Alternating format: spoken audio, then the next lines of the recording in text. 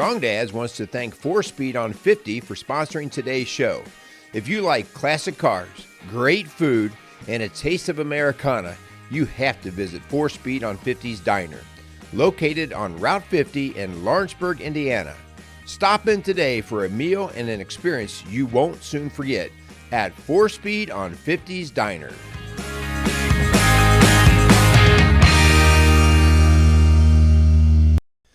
Welcome to Strong Dads. This is Merle Hutchinson and Carl Andre. We're bringing you another great show. Well, we sure hope. Well, we had the intention of making this a really bad show today. Yes. So that the next one would be you got something extraordinary to look forward in comparison, to. right? Yeah. How you doing? So I'm doing good. I a little off this morning. I think I told you that a while ago. So if I get tongue-tied or whatever, but life's great. Yeah, good. We our kids start back to school. Our single kid left in school starts back next week. So everybody around here's got a little kick in their step, unless you're under 18. The one that's under 18, his step is not kicking it was. That again. So remember those days, the start of the school year? Yeah, well, I was always kind of. I kind of look forward to it. Did you? You're weird, right? I am weird. Linda did that too. We talked about that on one of our shows. She did. She liked school. She liked the social part academically. I hated the first day of school. My nerves, I got all this stimuli of new teacher, new class, new people. How am I going to take all this in at once? And I think it was just like until I got into high school where I could just say, I don't really care anyway, right? But when I was young, the start of the school year was never easy for me. No. But you jumped right in, huh? Not necessarily. I said in the first show, I was very shy. So it wasn't really about the social end of it, more probably about the structure. Okay. Yeah. And things that I think I said weren't always so good at home. Yeah. So, it took some of that pressure off to go somewhere else and in a different environment. And you had a reason to be there, from that standpoint. So there was a multitude of things. Yeah. All right.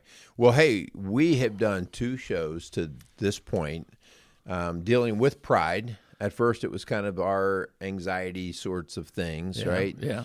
And then the second show, we kind of peeled that back a little bit more, not diagnosing because that was not our job. We're not trained to do that, but actually pointing out like, hey, here's Symptoms. your sign. Right, here's your sign. Yeah.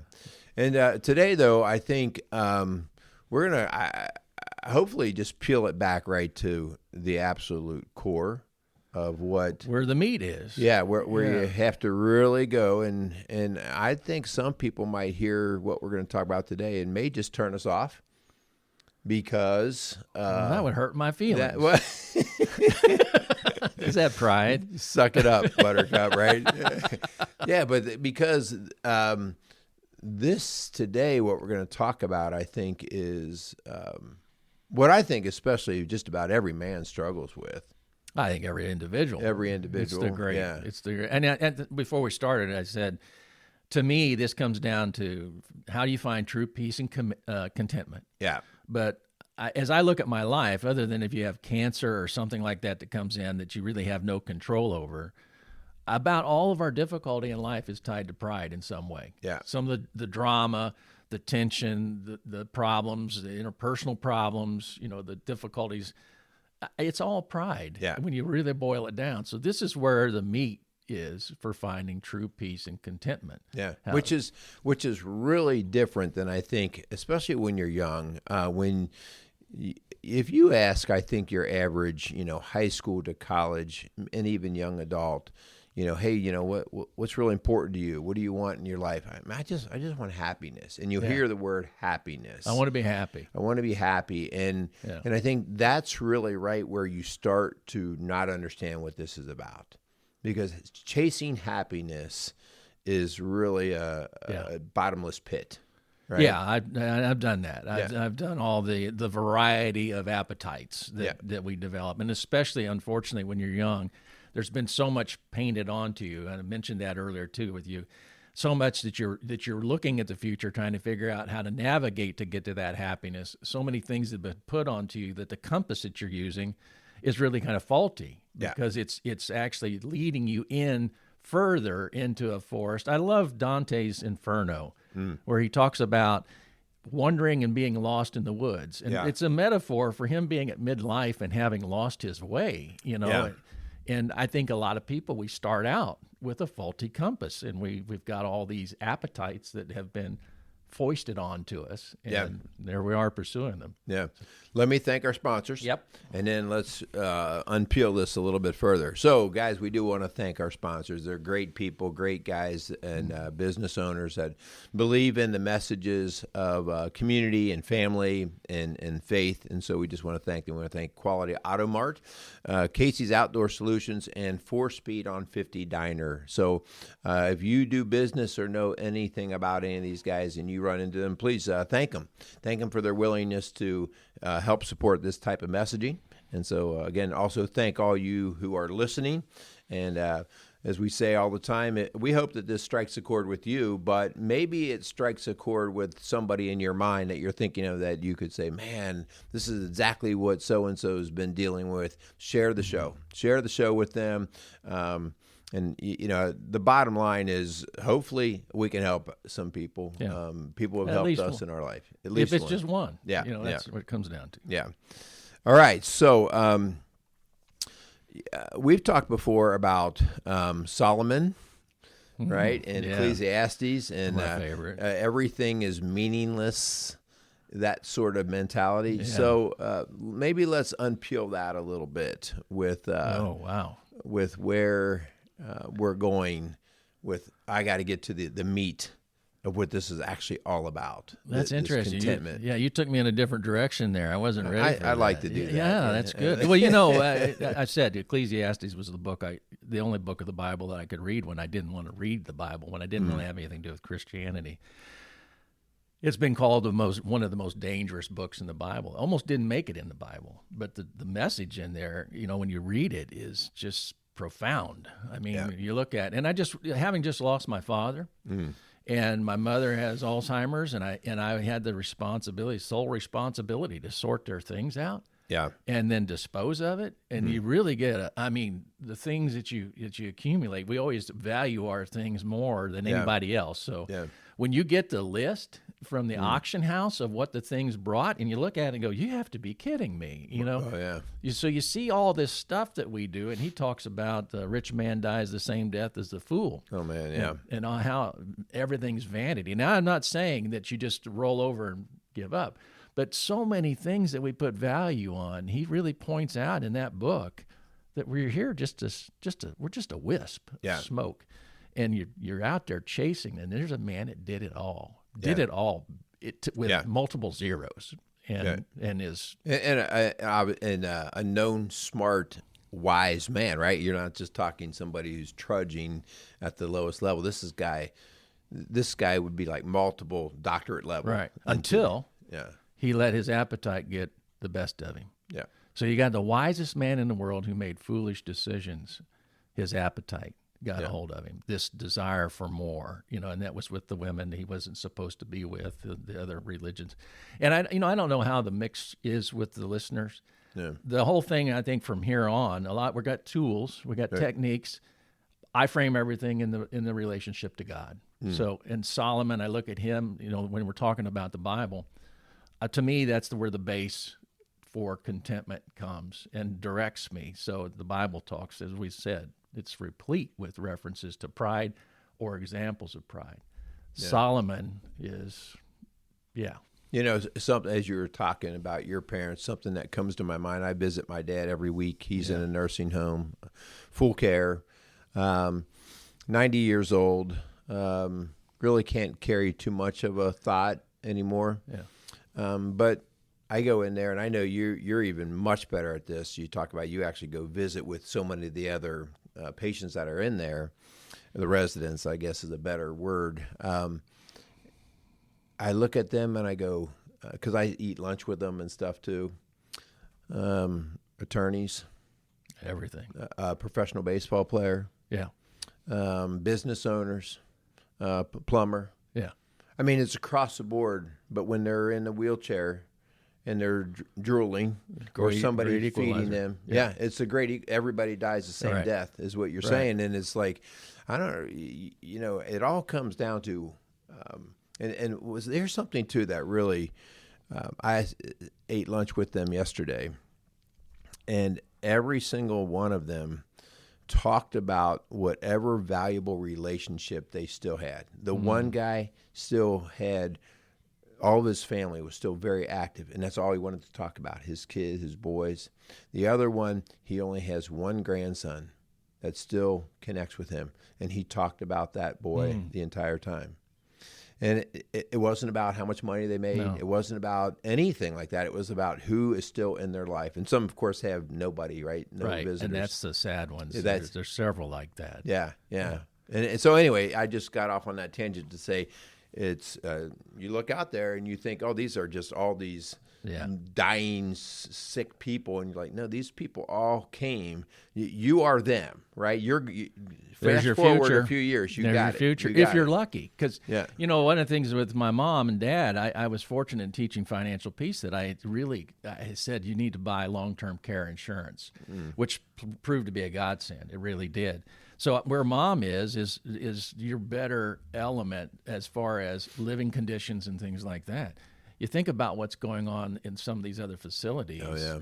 But there, what you said, and I want to be very careful here, but one of the table mates often with mom is what I've been told is probably one of the wealthiest people in the county. Wow. And I look and I go, here it is. This is same table. Sorry about it. The same table. And in the end, it doesn't make any difference. Yeah. You can't take it with you. It's like Dave Ramsey says. He who dies with the most toys is still dead. You're still dead. So you're chasing these things, but what you're saying is so vitally important, relationships. And the tragedy that some of those people have, there's one individual there has 6 kids. Only one has anything to do with her. Yeah. And you can see, even in her state of mind, how painful that is. Yeah. And she's still aware. So what's important in life? I mean, you really get a grip on it there. That actually, it cuts, man, because I my dad is so fortunate. All of us kids still visit him regularly. He's always got somebody in there.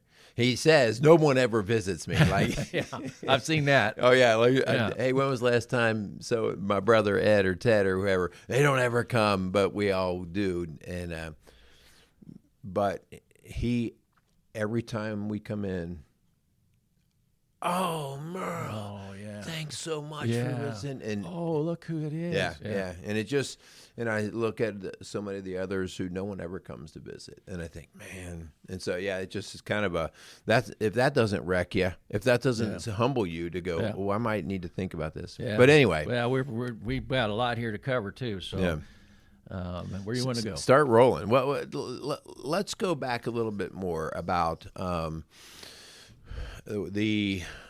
what is the great wrecking ball that you finally have to get to where you say, I have to admit that there's either a God or there's not a God?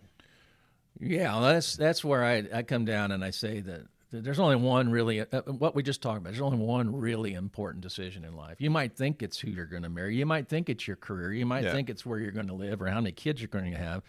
But when it's all said and done, and I don't mean to be the Debbie Downer, but what I just said is very quickly, you're going to be forgotten. Yeah. You're going to, and people that I've known who had huge impacts on the community and things when they passed, it's amazing how quickly life goes on. Somebody else is put in your desk. Somebody else is going to own that home. Your things are going to be dispersed.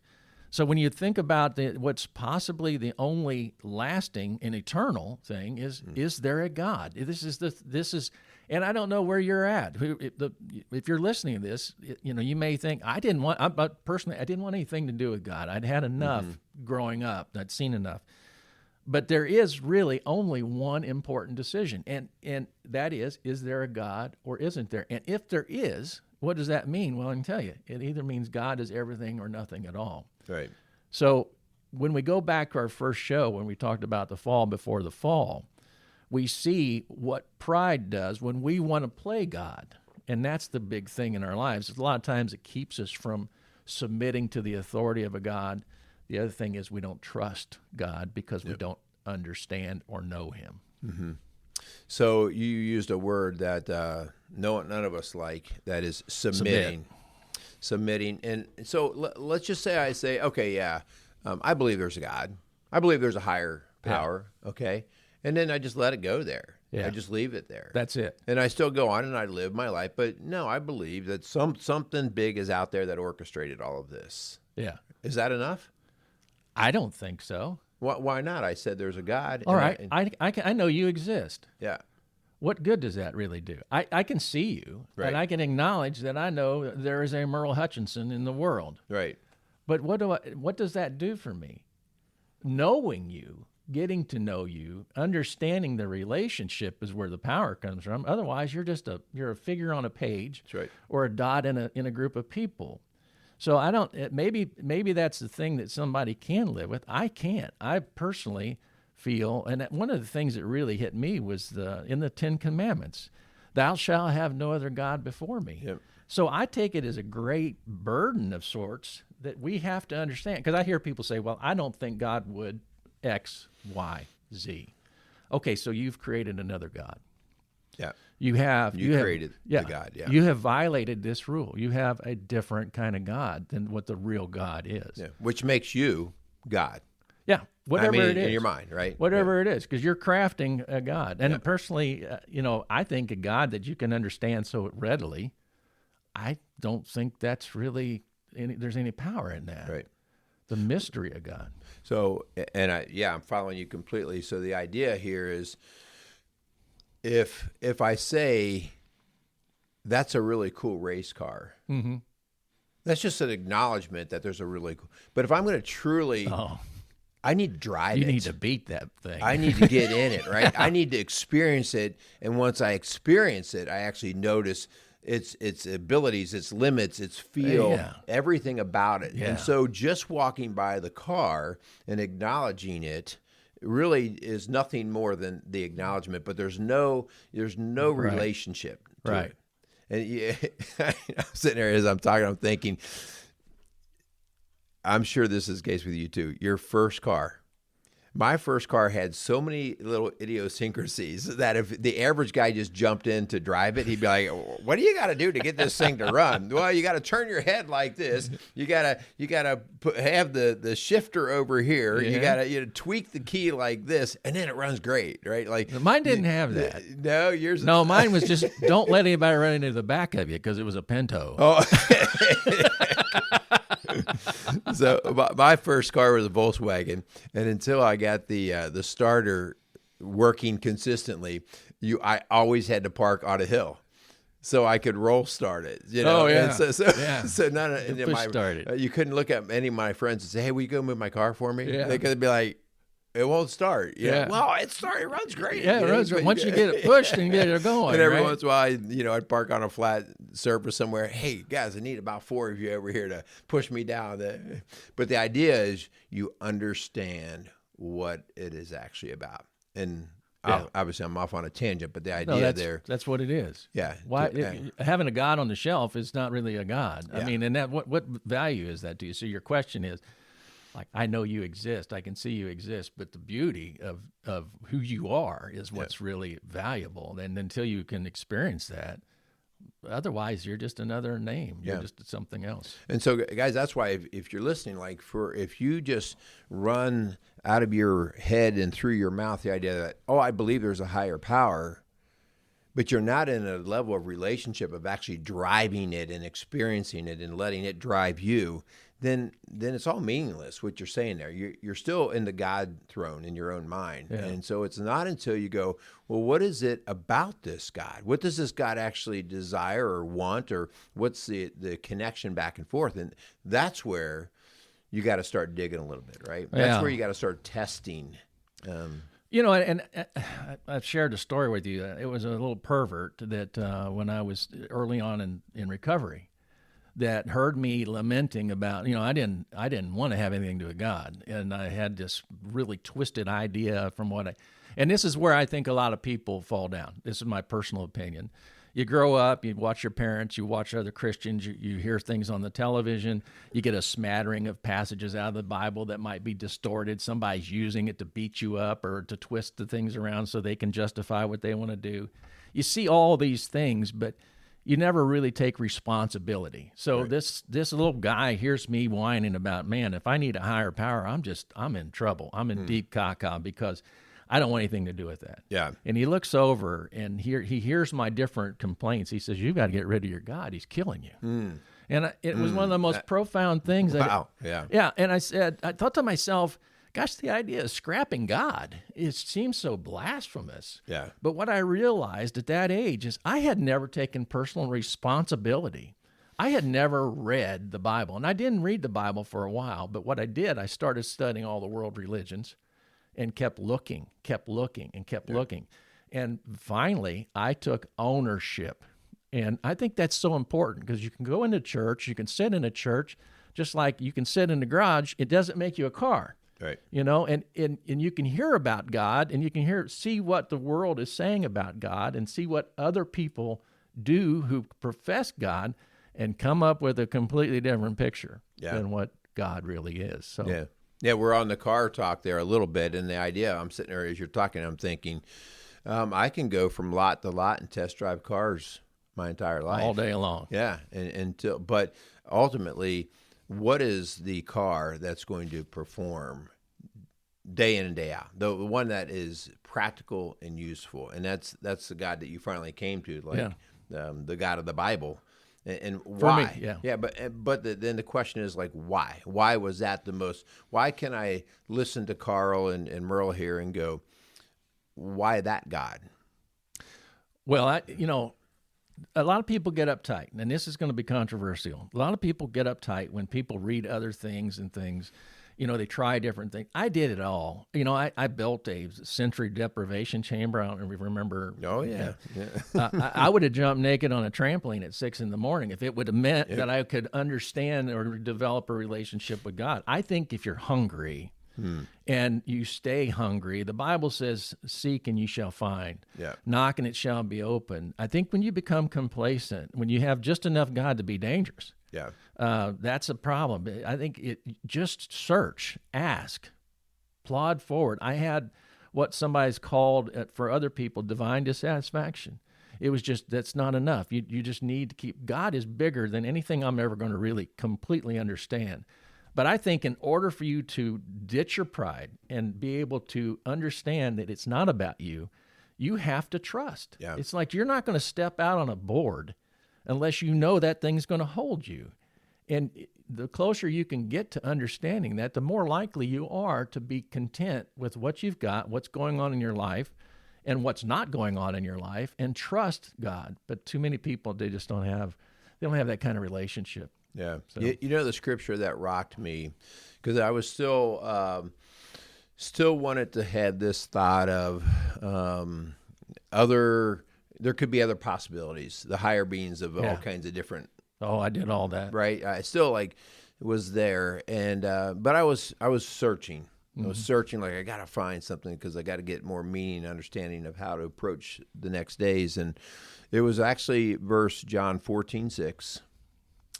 I am the way, Jesus saying, I am the way, the truth, and the life. Nobody gets to the Father except through me. I had read that many times before, but nobody is a big word. That's a huge word. Nobody. Nobody, like not one, gets to the Father except through me. And I was at this pivot point where I was, I still wanted all the options on the table. Yeah. And it kind of came down to me a little bit of like C.S. Lewis. You're either going to believe that Jesus is who he says he is, or he's a madman. Or he's a madman. Right. Like it's either one or the other, yeah. Right? And I was at that pivot point of like, okay, like I've been learning and reading a lot about this Jesus guy who has flipped the whole world upside down, right? He's created the calendars are based off of him, the laws, the rules, everything somehow are rooted to him in some way. Nobody's had more impact. No one's been tested more. Historically researched and tested. Socrates, stood up Pluto, to it. None of them have ever been through, and he continues to, they can't verify that he was a fraud. Yeah. They can only verify that he wasn't.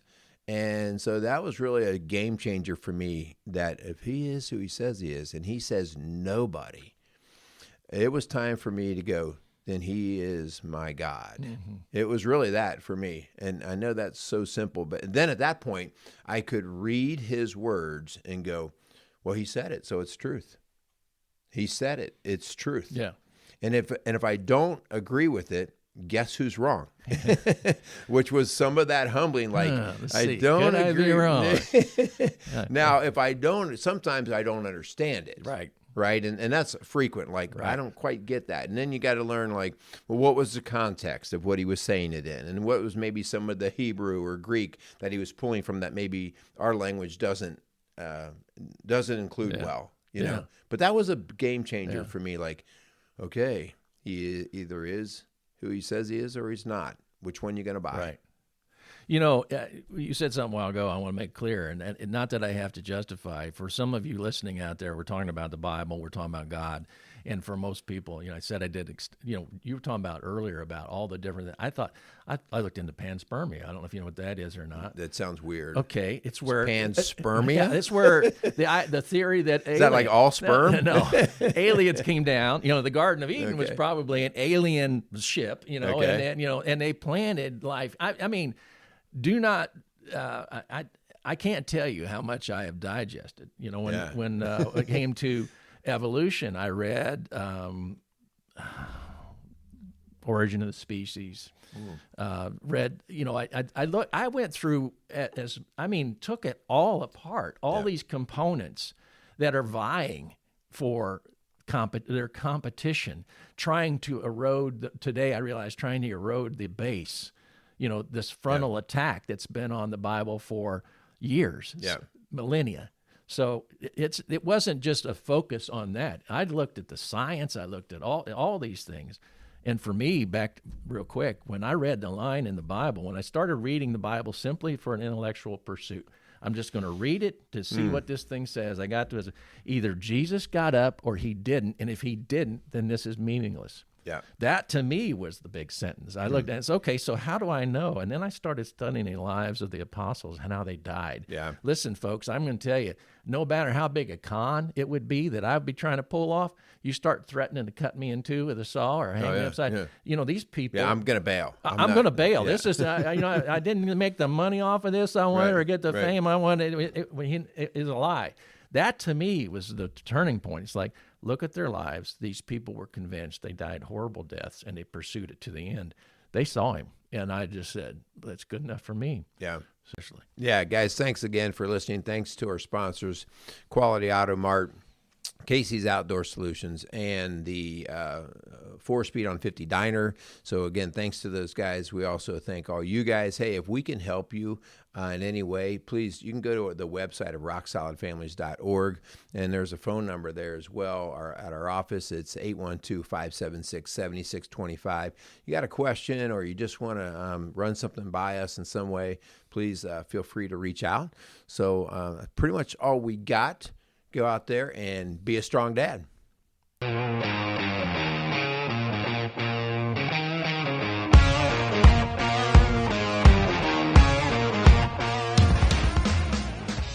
Strong Dads wants to thank Quality Auto Mart and Service for being a proud sponsor of the Strong Dads podcast. Started in 1985 and going strong for all these years. Recently, Quality Auto Mart has transitioned from owners of Mark and Nancy Repke to longtime employee Fred and Lorene Venus. For all your automotive needs and golf cart needs, check out Quality Auto Mart, located across from Indian Lakes on Highway 46 outside of Batesville, Indiana.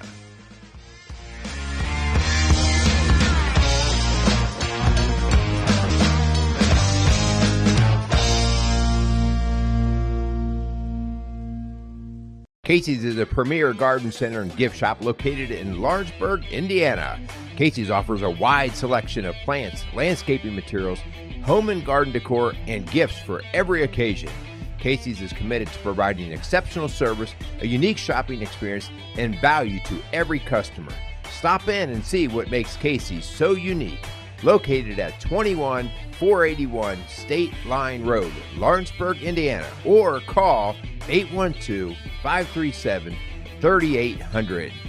Let Casey's help you add beauty to your home.